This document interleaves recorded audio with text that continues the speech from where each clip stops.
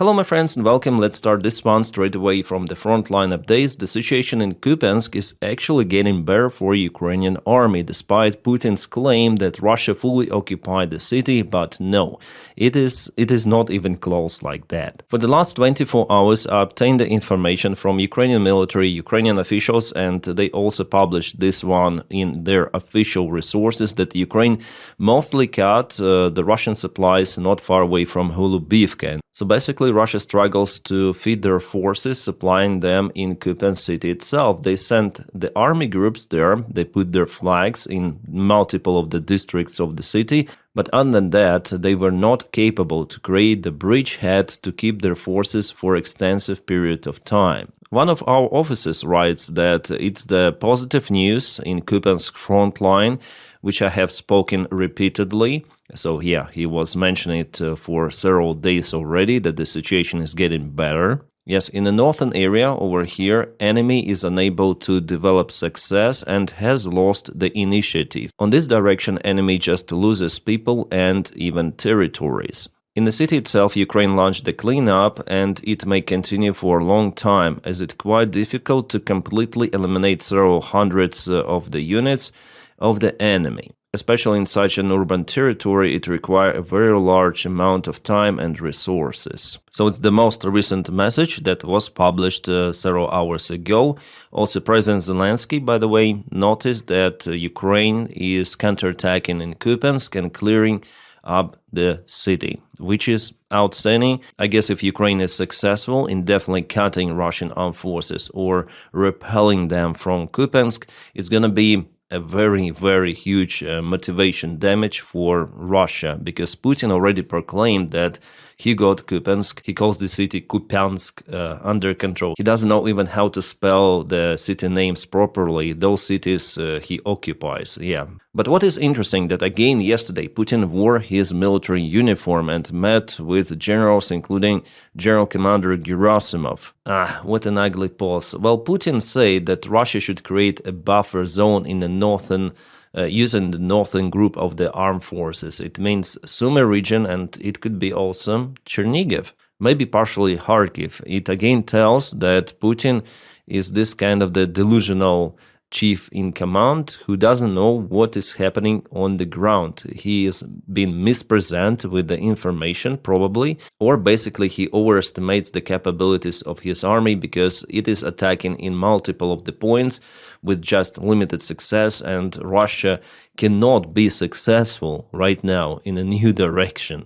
If you speak about the Sumy operation, physically Russia cannot achieve their result there because there is Ukrainian defense and Russia even started to lose territories. Andriivka was liberated together with Kindrativka. The fights for Alexeivka continue, and this village is mostly under Ukrainian control right now. Russians went here after the end of the Kursk operation, and they thought that they're gonna go to Sumy, but no. Putin wants them actually to go to Sumy, as he said it like that, this buffer area he mentioned. Even on the current front lines, Russia has limited success. Yeah, they propel forward, like for example in Zaporizhia direction, also in Pokrovsk, Mirnograd, but it is happening with absolutely tremendous losses and very, very low pace. So Putin thinks that his army is damn capable in Ukraine, but actually it's not like that, because Ukraine also adapted modern-day weapons, mostly drones, yeah, which are capable to stop Russian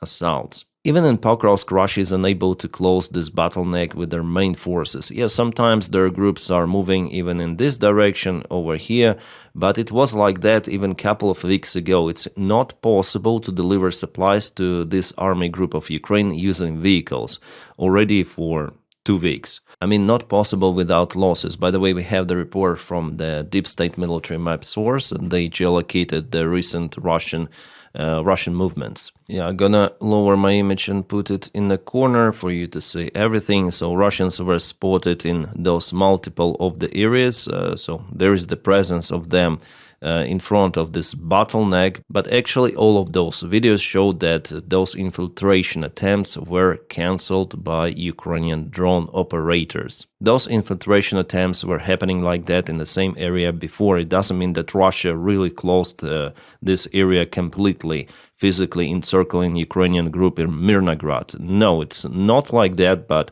the situation for Ukrainian army is definitely, I would say, critical. Yeah, the deep state confirms that only ground drones and air drones may deliver some of the supplies for Mirnograd Ukrainian group. Yeah, I think our guys should have withdrawn from Mirnograd a long time ago, because this is dangerous, very dangerous situation, because they say that if they go now, they'll 100% engage in direct combat with Russians on the way out. So leaving Mirnograd without losses is simply not possible. Maybe just waiting for very terrible weather and poor visibility. Actually, it was like that the last morning. Russia used that bad weather to make the propaganda video in Pokrovsk itself, in the central part of it.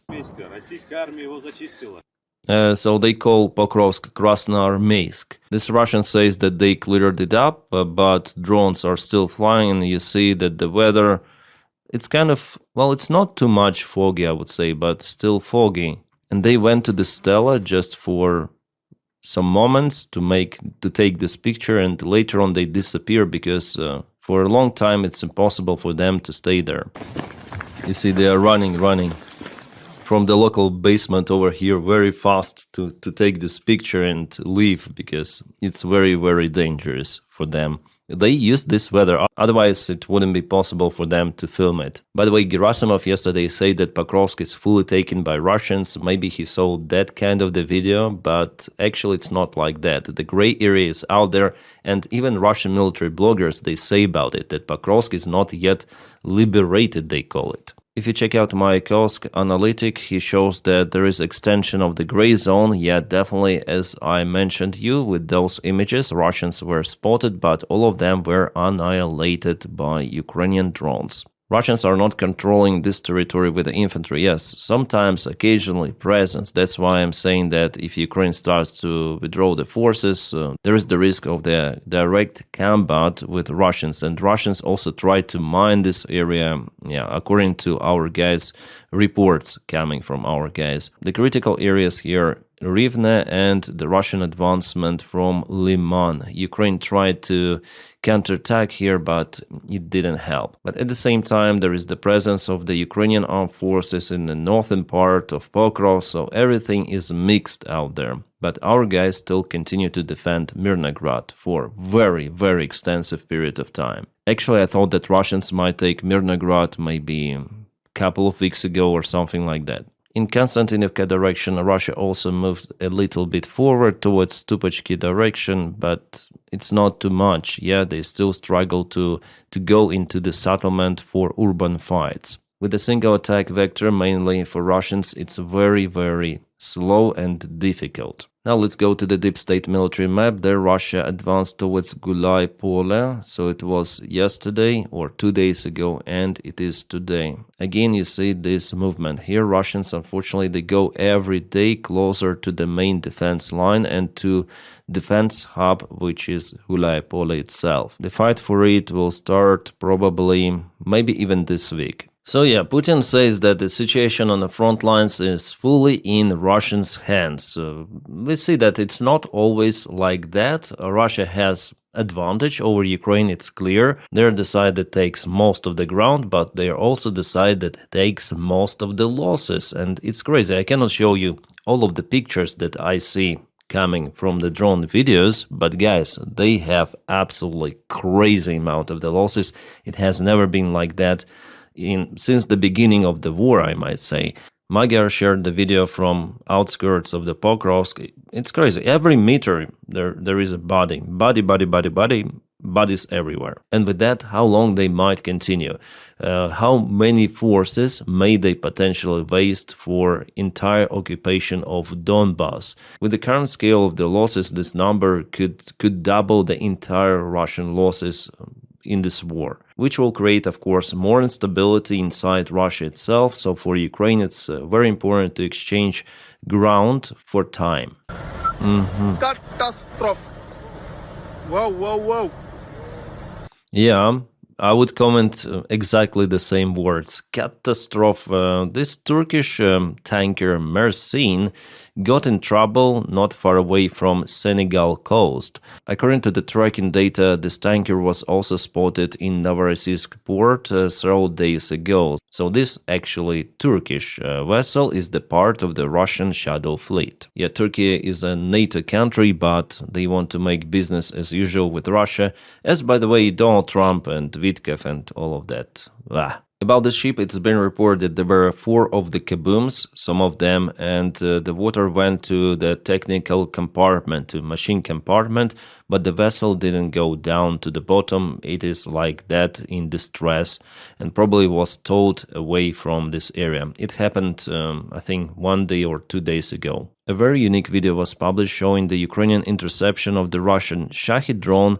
Well, this drone was carrying the Russian air-to-air missile R-60. Yeah, Soviet missile, air-to-air. The targeting distance of this one is 10 kilometers. You see, it's mounted on the top, and later on the debris of the Shahed drone was found. Definitely it is a missile. Over here, you see. So Russia experiments with the new modifications of Shaheds, and their goal now is to hit Ukrainian helicopters and jets, yeah, military fighter jets, with the help of those missiles.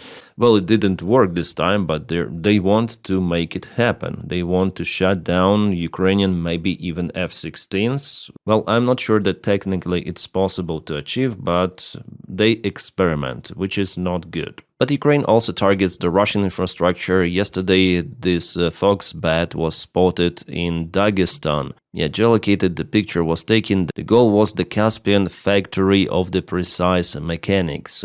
That's the name of it. Well, there was the Kaboom actually. You see this drone plane flying there, and yeah, very low actually, and there is Kaboom. Probably in that area, probably not. This is very trashy area they have. Those are the usual suburbs. Why so dirty? Also this morning the base in Livny, the oil base, was hit. Also Russian Federation. Ukraine is helping to warm up Russian cities, especially if they have oil or fuel. That's the good source of heat. That's Orlovskaya Oblast. Locals are filming drones flying. Also, just right now, I have obtained those kind of the videos. It is happening this morning. This is Chechnya Republic, which is still the part of the Russian Federation. They lost the war, so Russia now uses them in the wars against other countries, like, for example, Ukraine. That's why Chechnya is now a legitimate target for Ukraine. In Gudermes, it was something hit there, but what? It's hard to say, just obtain this video. Alright, this one is interesting. After United States-Ukraine meeting in Florida, focus shifts to Putin. And yeah, of course, Putin will not accept the peace deal, which was not actually agreed with the Ukrainian side. Ukrainian and American delegations, they agreed to continue communications. Ukraine was pushed to give up territories. Zelensky said about it openly. For 6 hours, he said there were negotiations just about that particular one, about giving up territories to Russia, but no Ukrainian president, no Ukrainian government, and no Ukrainian people will agree on that. And again, the principle of those negotiations, which are based on Russian demands, they have no future. Even Russia will not agree on those. Yes, they would like to receive Donbass just like that, but for the rest of the points, Russia will continue the war. That's it. They want negotiations to postpone sanctions, maybe in the best variant to release sanctions, and to occupy more Ukrainian territories without using military. Those are 3 big goals, and Russia is quite successful in some of them. For example, they have their own spies in the United States close circle of Donald Trump, like Vitkov, for example, and they propel ideas of the future business cooperation with Russia. There is an article published by the Wall Street Journal about that United States, they want to cooperate with Russia in Arctics, they want to cooperate in oil industry, and many of the companies connected to the Trump's family and Trump's sponsors, they want to reach this deal between United States, and Russia, and they don't really care about Ukraine or how this war ends because it's just an obstacle to achieve their own local business interests, and they don't care about security of Europe either. And Vitkov, as a co-owner of many of the Trump's businesses, he is also interested in that, and he plays in favor of Russia because that is how he thinks that it's the fastest variant to achieve so-called peace, to give up Ukrainian sovereignty to Russia. Well, again, it shows that if people have lots of the money, it doesn't mean that they have brains, because Putin will not agree on that. Those businessmen, they need to understand what Putin says every time. They want to change the world order. They want to restore Russian Empire, Soviet Union, you may call it different names, in cooperation with other autocracies. It's the global war, but for those idiots, it's a new opportunity of getting more money. Yeah, unfortunately, guys, we are living in this timeline where even sons of Donald Trump, they're selling Trump vodka, Trump watches, Trump phones, Trump coin. Yeah, also there is the thing like that, Melania coin, to basically a rug pull scam. And those individuals, they don't care about this flag, they don't care about America, perspective, future, cooperation with allies, influence. They care about their pocket, that's it. Yeah, at first I thought it's a joke, but actually he said it like that. Instead of Tomahawks missiles, Trump's envoy Vitkov told Ukraine to ask for 10-year tariff exception. What?